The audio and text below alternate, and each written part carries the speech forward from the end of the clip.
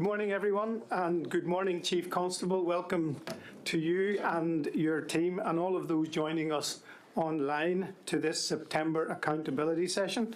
It has been a bit of a break for us all over the summer, and it has been a busy period since our July meeting, Chief Constable, and your report highlights many of the operational issues, pressures and demands that you have faced since we last met.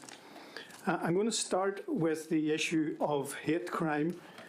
And sadly, the issue of race hate crime have continued to scourge our community after the shameful disorder in the month of June, with incidents and attacks and reports of intimidation over the last number of weeks and indeed the last few days as well.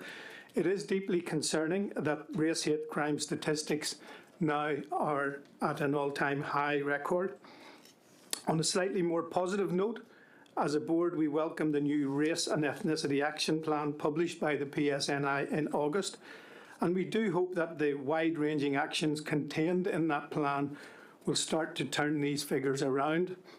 And more importantly, we hope that it will help to bring those responsible for these attacks to justice, provide assurance and reassurance to the community, and provide confidence to those who have been victims to come forward and report.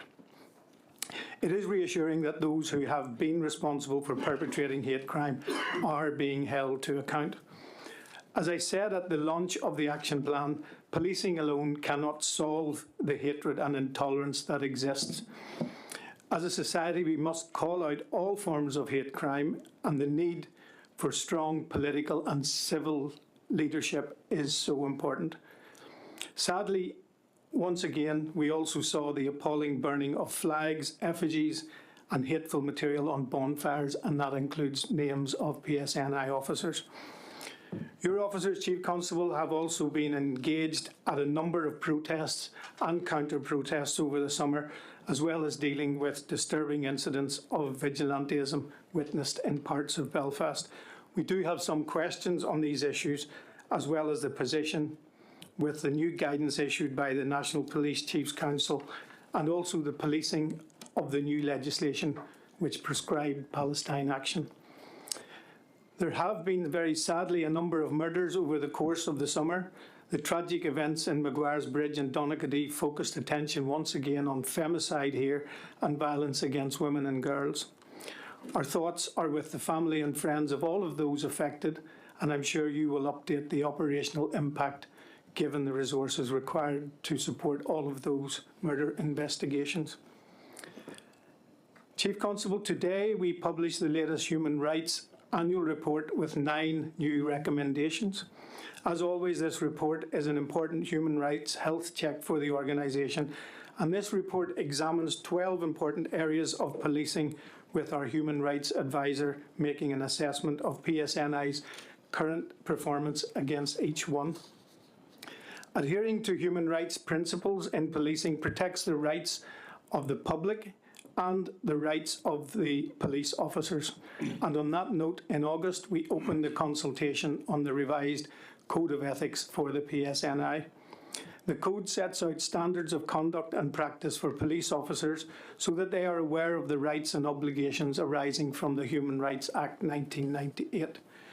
Over the course of the year, we have worked with you, Chief Constable, to make revisions to the current role so that it is fit for purpose for today's policing and ensures that the PSNI serves the public with the high standards of professionalism and care that they rightly deserve. So we encourage anyone with a view to respond to this important consultation. Finally, Chief Constable, we haven't lost sight of the resourcing pressures the organisation is facing, and your report again refocuses attention on that. Your report also highlights the wide range of positive policing work ongoing that doesn't ever reach media headlines. And once again, in working to make communities safer, we have heard about many instances of attacks and assaults on police officers. Finishing on a slightly higher note, the Belfast Mela provided a welcome ray of sunshine in showcasing and celebrating the cultural diversity of Northern Ireland. I'd like to place on record thanks to all of the officers and all of the staff who attended and engaged in that event. So now I'm going to ask you for your opening remarks before we move to questions, Chief Constable.